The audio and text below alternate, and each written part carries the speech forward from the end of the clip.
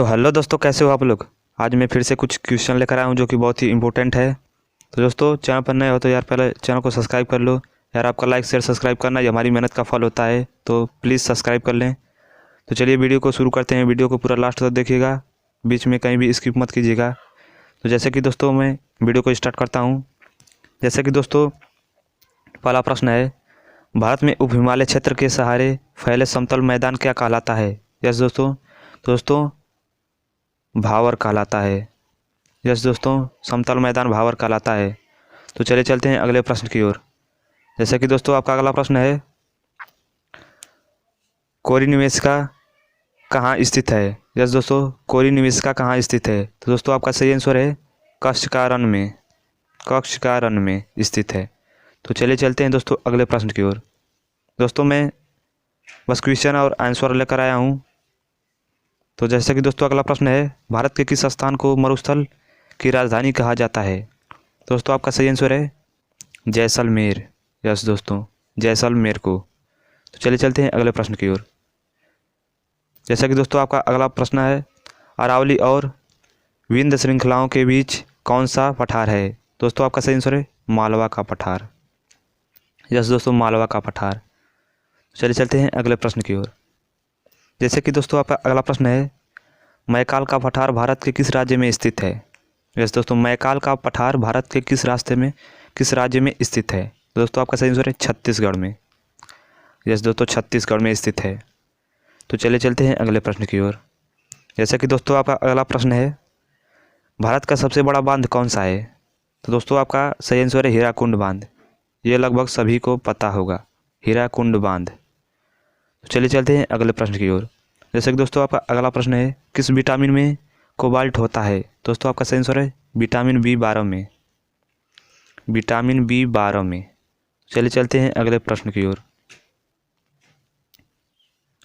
दोस्तों आपका अगला प्रश्न है, यूनेस्को द्वारा कलिंग पुरस्कार किस क्षेत्र के लिए दिया जाता है। दोस्तों आपका सही आंसर है विज्ञान के क्षेत्र में। तो चलिए चलते हैं अगले प्रश्न की ओर। जैसा कि दोस्तों आपका अगला प्रश्न है, संसार का विशालतम स्तनधारी कौन सा जीव है। यस दोस्तों, संसार का विशालतम स्तनधारी कौन जीव है। दोस्तों आपका सही आंसर है व्हेल मछली। ये बहुत ही आसान क्वेश्चन था दोस्तों, सभी को पता होगा पहले से। तो जैसे कि दोस्तों आपका अगला प्रश्न है, दोस्तों वीडियो को कहीं भी स्किप मत कीजिएगा, वीडियो पर बने रहिए, वीडियो में बहुत से क्वेश्चन हैं। तो चलिए अगला प्रश्न है, किस नदी को बृहद गंगा के नाम से भी जाना जाता है। दोस्तों आपका सही आंसर है गोदावरी नदी को। यस दोस्तों, गोदावरी को।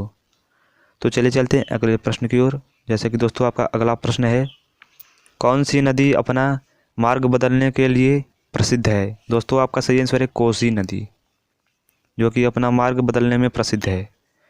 तो चलिए चलते हैं अगले प्रश्न की ओर। जैसे कि दोस्तों आपका अगला प्रश्न है, कौन सी नदी भारत के केवल जम्मू कश्मीर राज्य से होकर बहती है। दोस्तों आपका सही आंसर है सिंधु नदी। यस दोस्तों, जम्मू कश्मीर राज्य से होकर बहती है। तो चलिए चलते हैं अगले प्रश्न की ओर। जैसे कि दोस्तों आपका अगला प्रश्न है, पंचगंगा तथा दूधगंगा किसकी सहायक नदियां हैं। दोस्तों ये इसका सही आंसर है कृष्णा नदी की। यस दोस्तों, पंचगंगा और दूधगंगा नदी कृष्णा नदी की सहायक नदियां हैं। तो चलिए चलते हैं अगले प्रश्न की ओर। दोस्तों अगला प्रश्न है, दामोदर नदी कहाँ से निकलती है। दोस्तों आपका सही आंसर है छोटा नागपुर से। यस दोस्तों, छोटा नागपुर से निकलती है। चलिए चलते हैं अगले प्रश्न की ओर। जैसे कि दोस्तों आपका अगला प्रश्न है, सिरपा नदी किसकी सहायक नदी है। तो दोस्तों आपका सही आंसर है चंबल नदी की सहायक नदी है। यस दोस्तों, चलिए अगले प्रश्न की ओर चलते हैं। दोस्तों आपका अगला प्रश्न है, भारत की कौन सी नदी का मुहाना एवं उद्गम स्थल दोनों भारत में ही है। दोस्तों आपका सही आंसर है गोदावरी नदी। यस दोस्तों, तो चलिए चलते हैं अगले प्रश्न की ओर। जैसे कि आपका अगला प्रश्न है, किस एकमात्र भारतीय को अर्थशास्त्र में नोबेल पुरस्कार मिला है। दोस्तों आपका सही आंसर है प्रो अमृत्य सेन। यस दोस्तों, प्रो अमृत्य सेन। तो चलिए चलते हैं अगले प्रश्न की ओर। जैसे कि दोस्तों आपका अगला प्रश्न है, वायुमंडल की सबसे निचली सतह को क्या कहते हैं? दोस्तों आपका सही आंसर है क्षोभमंडल। यस दोस्तों, क्षोभमंडल कहते हैं। तो चलिए चलते हैं अगले प्रश्न की ओर।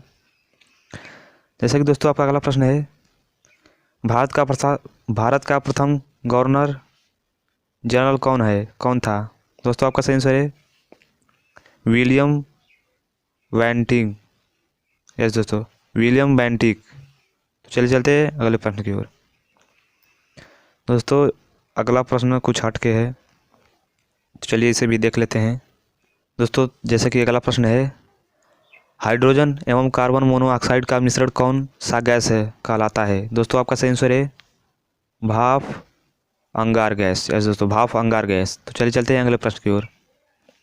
जैसे कि दोस्तों आपका अगला प्रश्न है, भीतरगांव का ईंटों का मंदिर किस काल में बनाया गया था? दोस्तों आपका सही आंसर है गुप्त काल में। यस दोस्तों, गुप्त काल में बनाया गया था। तो चलिए चलते हैं अगले प्रश्न की ओर। दोस्तों आपका अगला प्रश्न है, दादा साहब फाल्के पुरस्कार किस क्षेत्र से संबंधित है? दोस्तों आपका सही आंसर है सिनेमा क्षेत्र से संबंधित है। तो चलिए चलते हैं अगले प्रश्न की ओर। जैसे कि दोस्तों अगला प्रश्न है, एलोरा का कैलाश मंदिर कौन सी शासकों द्वारा बनवाया गया? दोस्तों आपका सही आंसर है राष्ट्रकूट। यस दोस्तों, राष्ट्रकूट के शासकों द्वारा बनवाया गया। तो चलिए चलते हैं अगले प्रश्न की ओर। जैसे कि दोस्तों अगला प्रश्न है, कुकरेल केंद्र किन जानवरों से संरक्षित हेतु प्रसिद्ध है? दोस्तों आपका सही आंसर है कछुआ और घड़ियाल। यस दोस्तों, कछुआ और घड़ियाल। तो चलिए चलते हैं अगले प्रश्न की ओर। जैसे कि दोस्तों आपका अगला प्रश्न है, विश्व में सर्वाधिक मतदाताओं एवं युवा जनसंख्या वाला देश कौन है? दोस्तों आपका सही आंसर भारत देश। यह दोस्तों सभी को पता होगा। तो चलिए चलते हैं अगले प्रश्न की ओर। जैसे कि दोस्तों आपका अगला प्रश्न है, बाघों एवं हाथियों की संख्या में प्रथम स्थान कौन सा देश है? दोस्तों सही आंसर है भारत देश प्रथम स्थान है। तो चलिए चलते हैं अगले प्रश्न की ओर। अगला प्रश्न है दोस्तों, विश्व एवं भारत दोनों में सर्वाधिक क्षेत्रफल एवं उत्पादन में किसकी कृषि की जाती है? दोस्तों आपका सही आंसर है धान की कृषि। तो चलिए चलते हैं अगले प्रश्न की ओर। अगला दोस्तों प्रश्न है, फूलों के उत्पादन में प्रथम स्थान किस देश का है? दोस्तों आपका सही आंसर है हॉलैंड। फूलों के उत्पादन में हॉलैंड का प्रथम स्थान है। तो चलिए चलते हैं अगले प्रश्न की ओर।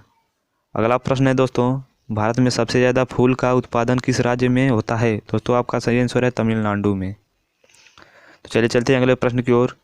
दोस्तों अगला प्रश्न है, शून्यवाद नामक सिद्धांत किसने दिया था? दोस्तों आपका सही आंसर नागार्जुन ने दिया था। तो चलिए चलते हैं अगले प्रश्न की ओर।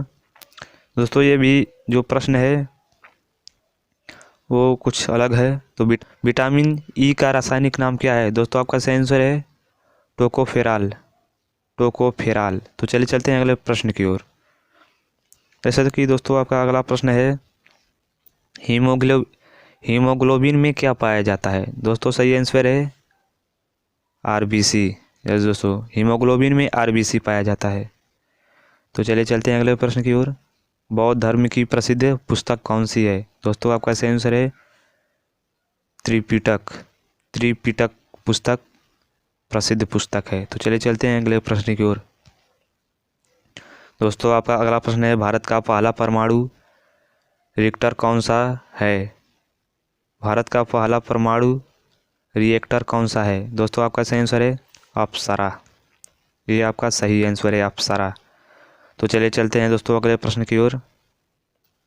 जैसे कि दोस्तों आपका अगला प्रश्न है, रामकृष्ण मिशन की स्थापना कब हुई थी? दोस्तों आपका सही आंसर है 1897 ईस्वी में। तो चलिए चलते हैं दोस्तों अगले प्रश्न की ओर।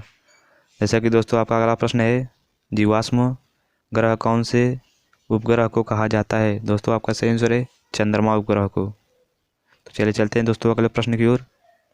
अगला प्रश्न है दोस्तों, मौलिक अधिकारों को लागू करने के लिए संविधान के किस विशेष उत्तरदायित्व सौंपा है।